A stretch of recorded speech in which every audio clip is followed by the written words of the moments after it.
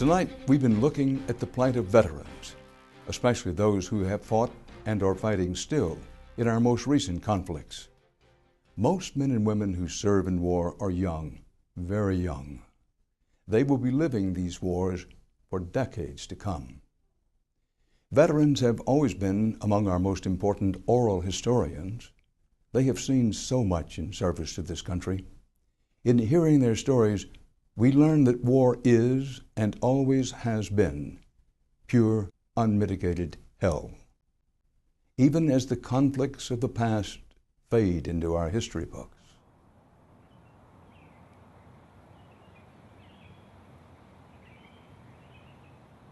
There is perhaps no more moving tribute to the cost of war than the memorial to the USS Arizona in Pearl Harbor, Hawaii.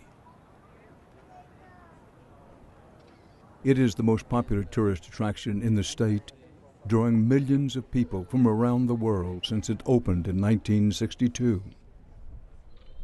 For America, this harbor is where World War II began, with a devastating Japanese surprise attack on a sleepy Sunday morning, December 7th, 1941.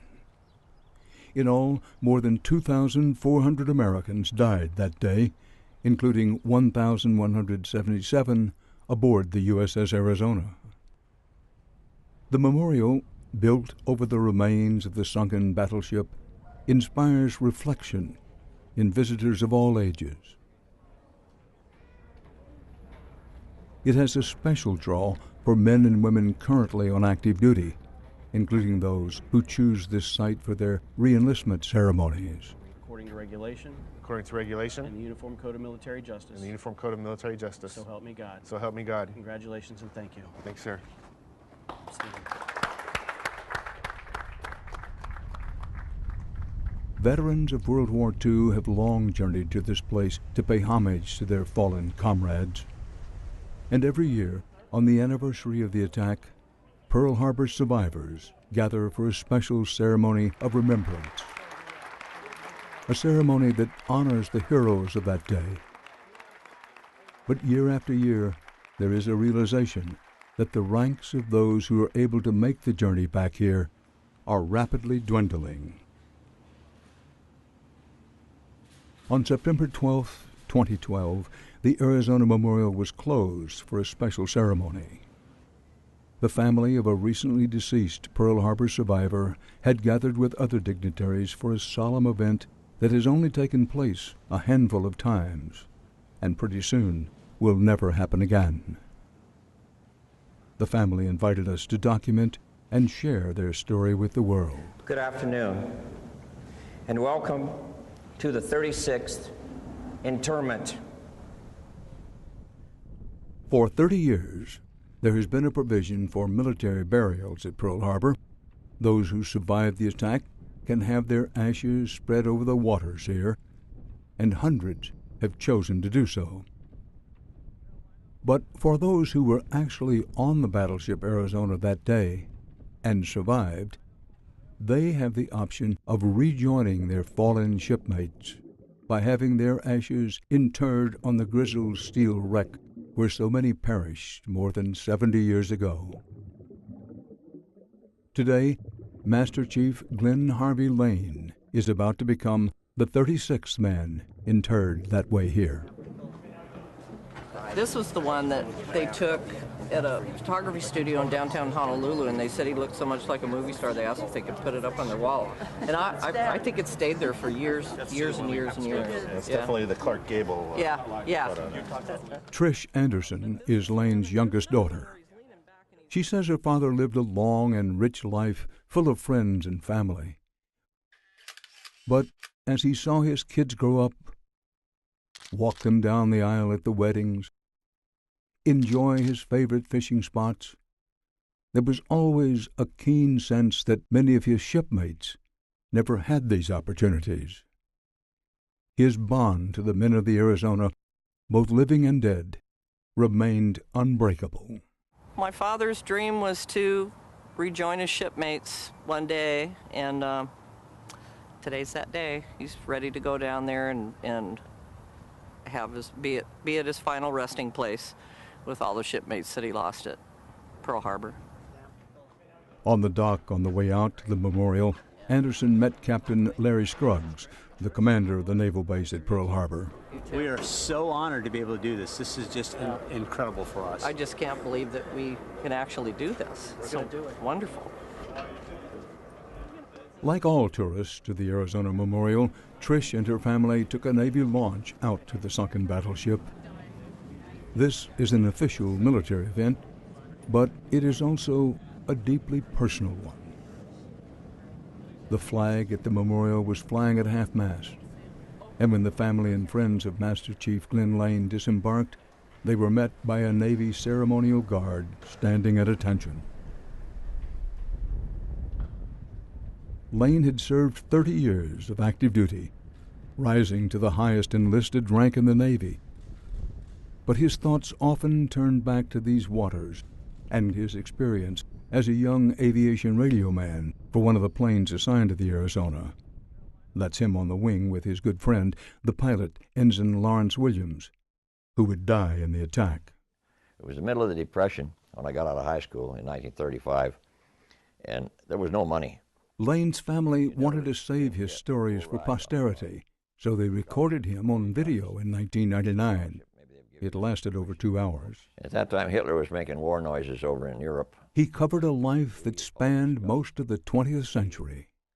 And this is the first time this oral history has ever been shown publicly.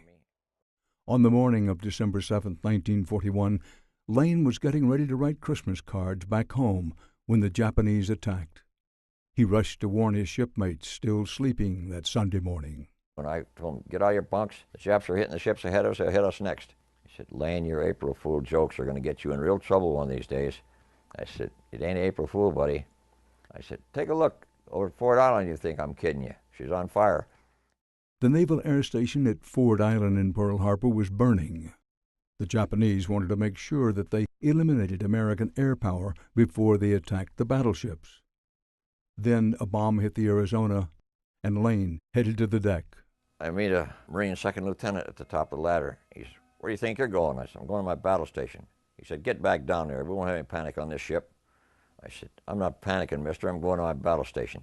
And I just shouldered him out of the way and went aft to my battle station, which was a repair station on the after end. We were on fire back here. I went back to fight that fire.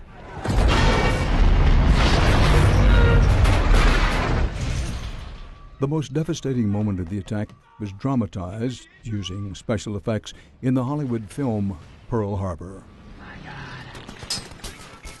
But of course, it really happened. And Glenn Lane was one of the few who survived the sinking of the Arizona to tell about it. Those turrets both blew their magazines, and that ship just disintegrated in the forward end.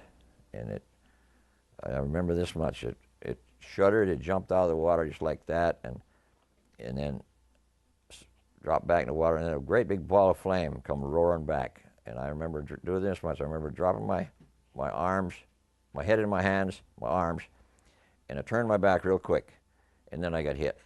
And just like a big hot broom wrapped you across the back.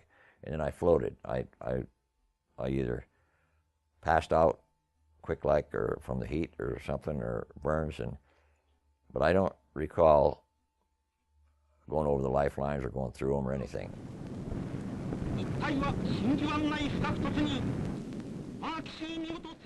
There is very little film of the airstrike itself, except for this footage shot by the Japanese pilots. The aftermath, however, was well documented. The film you're seeing has been stored in the vaults of the National Archives for years, but is rarely seen. It was shot on the day of the attack and shows the Pacific Fleet engulfed in a billowing blackness, a curtain of thick smoke that could be seen for miles. Yet it is the intimacy of this footage that is so startling. We see young men who have lost shipmates and friends rushing to extinguish the flames on the Arizona and the other battleships. they climbed the hull of the overturned Oklahoma. Pearl Harbor had become a mass grave. So many men had died. And Glenn Lane experienced all of this firsthand. My next recollection, I'm underwater, struggling to get to the surface. I got to the surface, and it had 6 inches of oil floating on the water, because the oil tanks had burst. And it's hard to swim and burn in oil. And I turned around and looked behind me, looked at the ship. It was fairly close, but I couldn't see any living people aboard the ship. I could see nobody. I could see guys, chunks of guys hanging on lifelines. You know, they got blown against there and got practically shredded. But I couldn't see anybody alive on there, so I'm not going back there. Lane swam to another battleship, the USS Nevada, which was then also struck by the Japanese. So I'm probably the only guy in the world who had 2 battleships shot off from under him in less than 2 hours. So if that's worth another beer or so, okay. We're gathered here today to say farewell to Aviation Master Chief Glenn H. Lane, father, husband, son, most of all, shipmate. The interment ceremony for Glenn Lane took place in the shrine room of the memorial, where the list of names of those who were lost that day is etched in marble. There were speeches. Master Chief Lane, you embody the spirit and the tradition of our rich Navy. Your life is an inspiration to us in this time of war and challenge. And there was a prayer led by a Navy chaplain. O God of grace and glory, we remember before you this day our brother, our hero, Master Chief Lane. Lane's ashes sat in a metal box on a table.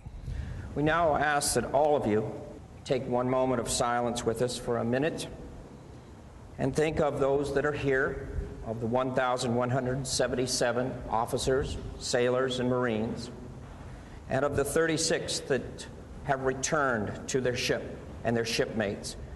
Daniel Martinez, the chief historian for the National Park Service at Pearl Harbor, has overseen many of these interments.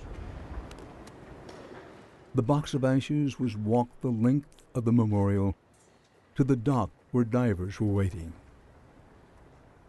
One was a friend of Glenn Lane who had received special permission to participate in this ceremony.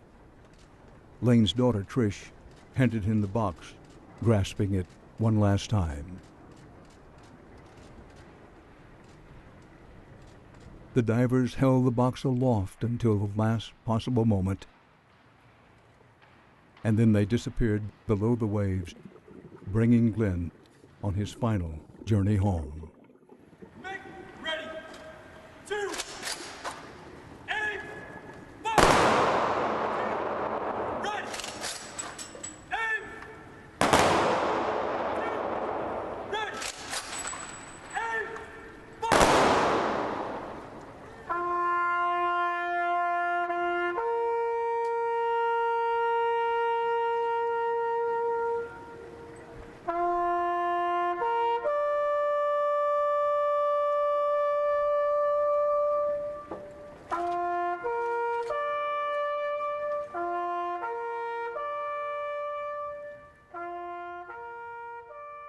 Glenn Harvey Lane was 93 years old when he died.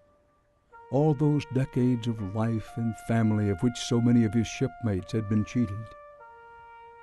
In the final act of the ceremony, Trish unveiled the addition of her father's name to a block of marble bearing the names of other survivors of the Arizona who have been interred on their ship. I just think that was the biggest moment of his entire life, and he was only 23. I mean, when you think about it, 23, he was a little more than a kid. He had a lot of friends, and the ensign pilot that he flew with is still in the ship.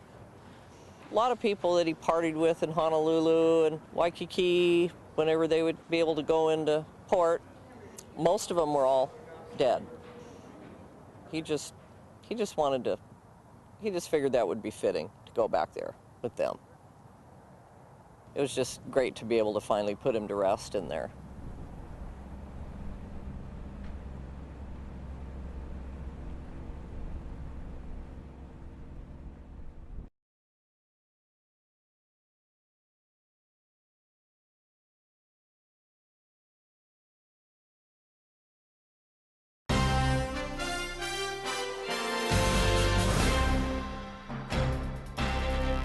Tonight, we've been looking at the plight of veterans, especially those who have fought and are fighting still in our most recent conflicts.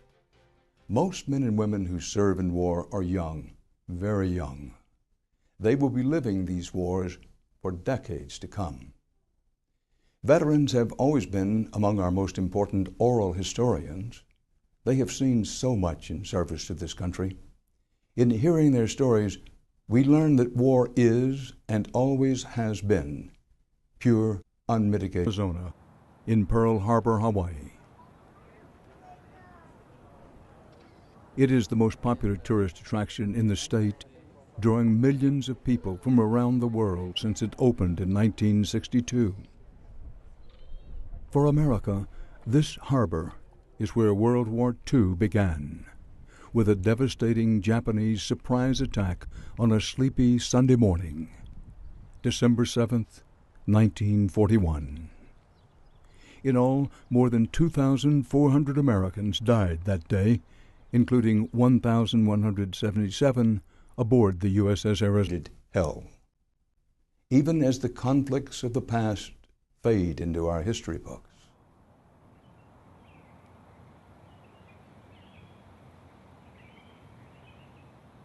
there is perhaps no more moving tribute to the cost of war than the memorial to the USS Arizona.